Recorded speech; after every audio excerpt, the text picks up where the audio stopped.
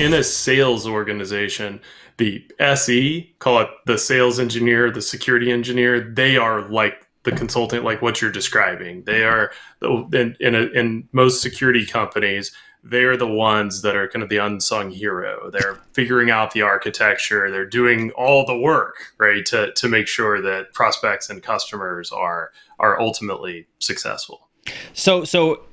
As your time in SecureWorks grew, you obviously you got to lead a lot of the security engineers for a time there at SecureWorks.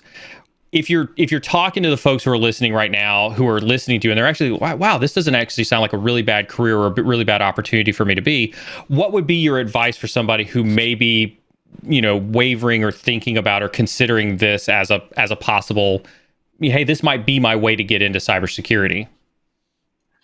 Yeah, I think if you like both the technical side of things and helping people and talking to people and collaborating with people on achieving it, I think it's a perfect career path. I think there's a lot of problem solving elements to it that can be a lot of fun that I see technical people really like. And then but I think the best SEs that I've ever worked with, like, truly are almost like that consultant mentality. They want to help people.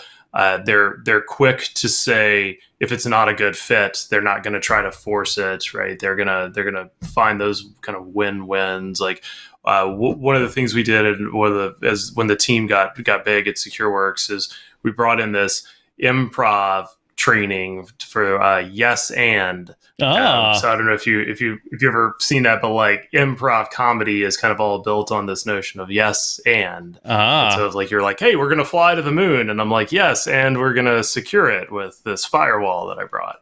But it's an interesting like tactic that works really well out in the field, and I've seen SEs like use it really well. But I think that collaboration, consulting, and even like storytelling, I think is really important for people in that type of a role. But it's great in the sense that it's not boring. You're not dealing with the same problems in the same place every single day. You get to see so much more.